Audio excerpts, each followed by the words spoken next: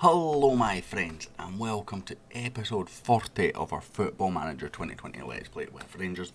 Never imagined this series would get so many episodes in, and I'm going to bring the news that it will end at the end of the season. Do have some plans for my next series. It's not going to be the custom database. Unfortunately, I just can't get it to work the way I want it to, and I don't want to bring a false product for you guys.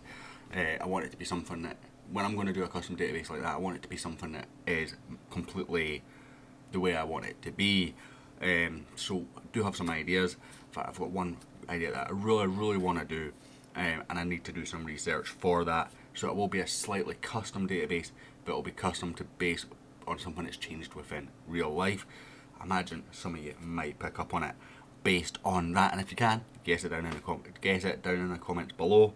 And if you're right, free brownie points, I guess. Since the last episode, now I believe I did show you the results during the last episode, but it's been a little while since I've been on the game, mostly because I got to this record point.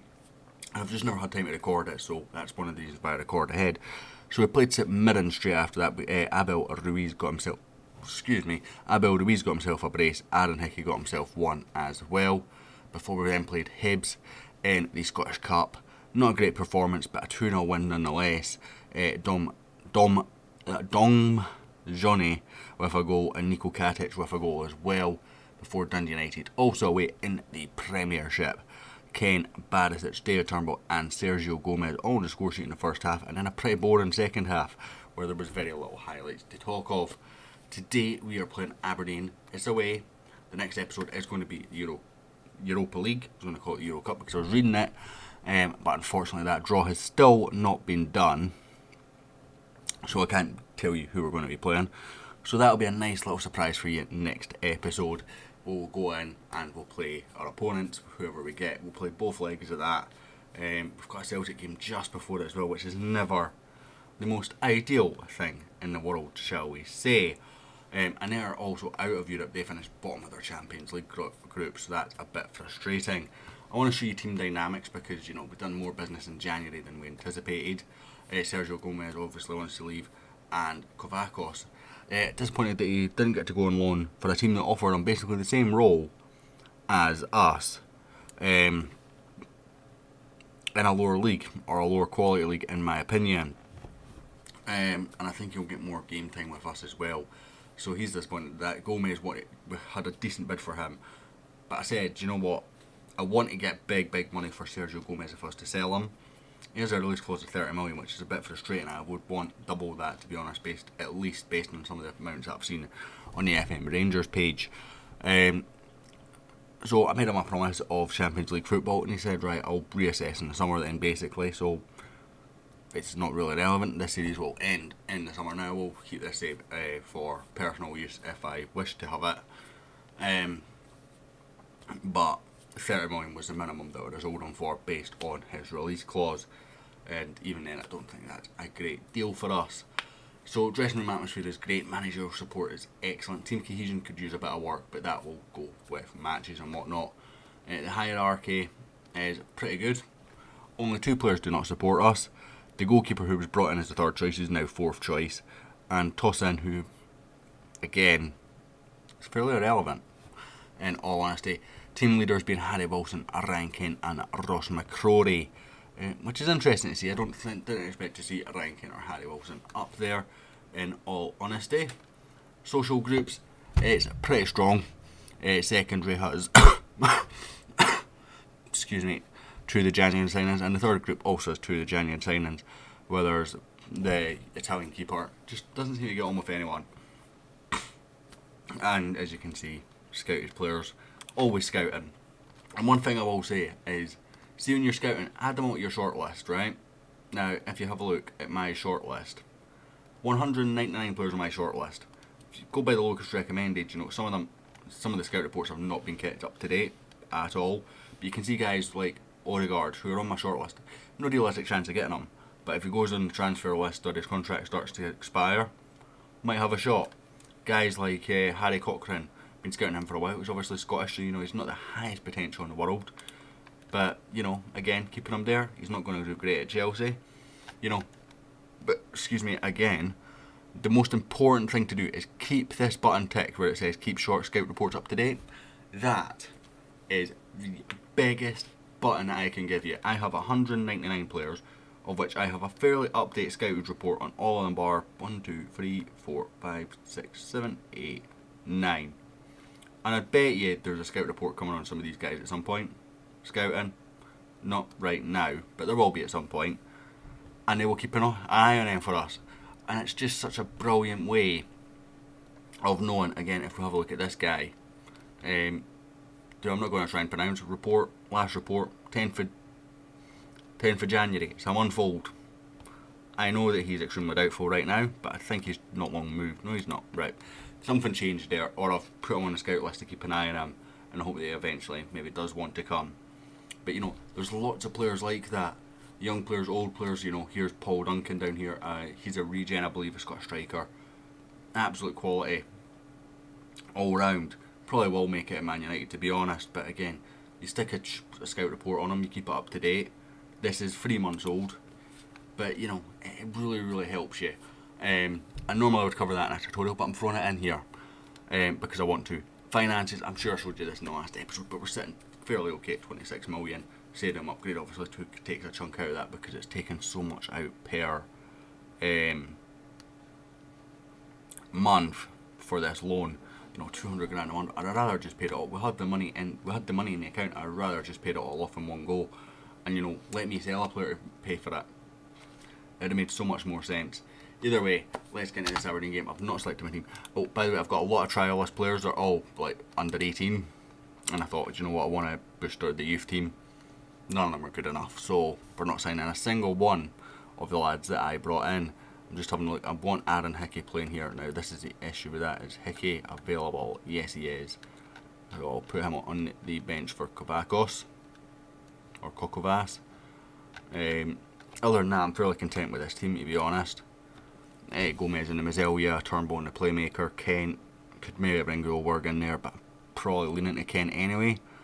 Alan is Abel Ruiz available? Seem to remember there was a reason why he failed fitness test. It is fine. He's fine. He can sit on here. Absolutely no problem at all. So that's the team we'll go with. Fairly content with that. Let's get into this match. 7 minutes into this video already. Apologies guys, I kind of went on a rant there, but I want to show you guys all this. I like to go into detail, and I want to show you more detail than what I've been previously showing you.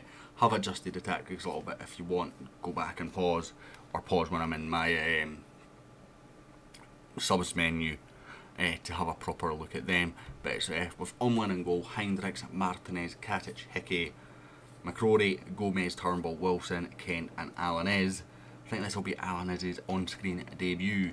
He's not been so great the last little while. He's sort of dropped off form a little bit, but I've been very, very impressed with him since he came in nonetheless. But I am tinkering the tactics. The next series I will be completely building a tactic without any advice, and if it goes wrong, it goes wrong. We'll come up with something else. Is kind of my thought process with that. I'm going to give a get creative. 13 minutes seems to be about the time that you can make shouts just now. As Katic had an open goal there, the keeper had already committed. He's put it over. Got 61% possession, but not much to show for it. As Umlin with the free kick rather. I was a bit confused by where it was there because that looked like the side that we took the corner from. But Heinrichs brings it forward, plays it forward towards Harry Wilson. That's a very bizarre challenge as Bell picks up. Back to McKenna, Lewis, Knight, cross to Anthony Ralston. Knight again. Ferguson. Ralston. Oh, he's managed to get in here to Roof, and he's quite a dangerous striker. He's caused me problems in the past. This isn't a stellar performance from us by any stretch of the means. I'm going to go with a show some passion here. I think it might even be worth taking off shorter passing at some point. The rain does seem to affect it a little bit, so I might actually do that now, in all honest. So I'm going to go with shorter passing, just down to standard, keep it on a slightly lower tempo. See if that makes a difference. Umlin with the goal kick rather, straight out to Jose Martinez. Hendricks, Harry Wilson, switches it towards Ryan Kent, who's a good first touch, good second touch. Harry Wilson with the open goal. Tactical changes, instant goal straight after that. I'm not going to take credit for that, you know. It was a good switch from Harry. Good run in from Kent. And obviously the little bit of luck with the parry. Kent really should do better there. Harry Wilson on the follow-up with a good goal. 1-0 Rangers, and we tend to be good from these positions. And this puts us 3 points clear at the top of the league. Right now, I believe it's only us and Hearts that have actually taken any sort of decent points off Celtic. So, no idea what was going on there. Some sort of weird scramble. Looked like Omler had the ball in his hand about 4 times. Katic on a 5.9. That is not usual from Niko Katic. I'm going to give him a second half though. Far from pleased. Katic, Cam. I'm not happy. See if we can fire him up, get him back up there with a good rating. If it doesn't improve by about 60 minutes, I will do my least favourite thing in the world to do, and I will make a defensive sub. Yeah, right, defensive sub it is. John Suter coming on. It's not his kind of role. In fact, we'll even swap these two guys round and play them both as ball-playing defenders on defend. We'll bring on Dahlberg for Kent, because I think he's just that little bit more direct. Katic picks up a yellow as he's brought off. I hate making defensive subs. I always have, and I'll tell you the truth, I read a book when I was in school. It was written by Graham Souness, and it basically said that he never made defensive subs unless he was forced to. And I've stuck to that religiously, and every time I've played Football Manager, he said it disrupted the way the defensive partnerships worked. And I've always stuck to that in Football Manager ever since. And I know that sounds completely bonkers. I'm going to go with a demand more as well here. Focused. It's not been a good performance from us at all, other than possession. Final sub. We will bring on Dirk Proper. We'll put him into the Mazelia role. But he's not the happiest, but let's Gomez have a run at the playmaker. And I think I prefer Proper there. Ross McCrory picks up a yellow as well. Not really changed anything as we have another late highlight. Gomez picks up.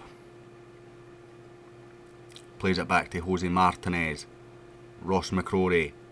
Out to Aaron Hickey. Gomez. Hickey. Dahlberg. Great little play here. Hickey again. Not the ball I would have went for. Dahlberg was really free there. And in space. Bell launches forward. McCrory heads down. Gomez. Oh, beautiful goal ball from Sergio Gomez. Dirk Proper straight at Joe Lewis, though. He's not going to miss them. Another late highlight here, coming off the back of a shot from us. But it's an Aberdeen goal kick. Lewis plays it forward. Finds Samuel in plenty of space. Ross McCrory wins, but unfortunately doesn't get the ball away. And actually retreated as well. And the midfield retreated. He's got him behind Hickey with a crunching challenge. Good challenge. Throw in. Please blow the whistle, ref. Blow the whistle. Right, we're over time now. Blow it. Ralston into Salika. Ralston again. Whips in.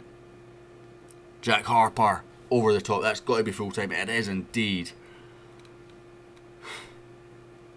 That's 2 or 3 in a row against Aberdeen now where we've not been good and came away with it.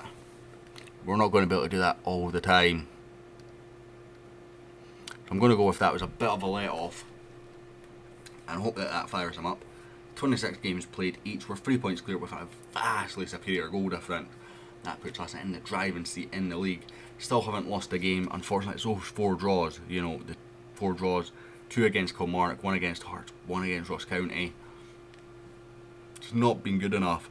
No losses, of course. They have drawn 2 Hearts 0-0. 2 losses to us and a loss to Hearts. So as I said, only us and Hearts have taken points off them all season. That should be all our games in hand against Celtic at least played. So we'll have a game in hand, either Kilmarnock or St Mirren, to play against the rest of the league. Please be against St Mirren, although I think both of them have taken points off us. No, they've not. It's Ross County that's the other one that's nicked it. You know, bottom of the league. Standard. So we'll be back next episode with those Europa League second knockout rounds I was talking about straight after the Old Firm game. I'm not showing the Old Firm game because I'm trying to keep that down to a minimum, and I suspect the league will come down to an Old Firm game later on, you know, Old Firm game 4 if you like, and potentially a Scottish Cup final as well. So I'm trying not to show them because we showed a lot last season. I know they're the biggest game in the league, but I'm trying to balance it out a bit, you know, keep the watchability, because the last thing I want to do is have, here's 5 Old Firm games one season, here's 5 Old Firm games the next season. But anyway guys, hit like, hit subscribe, leave a comment down below if you can predict the save, and I'll hopefully catch you all next time.